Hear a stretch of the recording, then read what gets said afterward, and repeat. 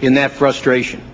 Congressman Pete Hoekstra was also on Capitol Hill testifying today. Both Congressman Upton and Senator Levin are advocating for a $25 billion loan to the auto industry right now. What is your take? What should the federal government be doing? Because right now it appears they're not doing very much. Yeah, well, Rick, I think that should be option number 3.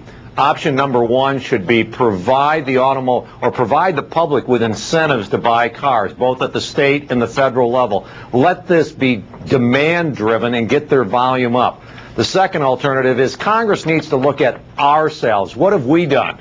You know, the car companies now are taking a look at increased CAFE standards. It's going to cost them billions of dollars. In these troubled economic times, maybe we should move those requirements, those new CAFE standards out 2, 3, 4 years so that the companies can preserve some of their cash and not need a taxpayer infusion. We also ought to take a look at, Senator McCain and President-elect Obama have both said we ought to allow states to put in place their own emissions and CAFE standards. That is going to cost the automobile companies billions of dollars if they're going to have 50 different standards across the whole country.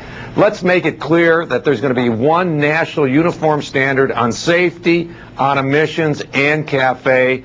If we put those changes into effect, maybe the automobile companies will need either no money or a lot less money. What is your concern level that one of the big 3, primarily General Motors, is what we hear talked about the most, will run out of cash perhaps by the end of the year, and what that will do, forget it for a moment about the national economy, what will it do to Michigan? Oh, it'll be, excuse me, Rick, it'll be devastating to Michigan if GM has to go through bankruptcy. I think, in the medium term, we'll get through it. But in the short term, the transition will be very, very awkward, very, very difficult, and very, very painful. We need to manage through this transition and get the automobile companies on solid footing. They've got to make some tough choices, some tough decisions. They've been putting these decisions off for years. The time of reckoning has come. Let's help them transition through this process, but let's not give them a blank check. Congressman, thank you as always for your time. Larry, Susie?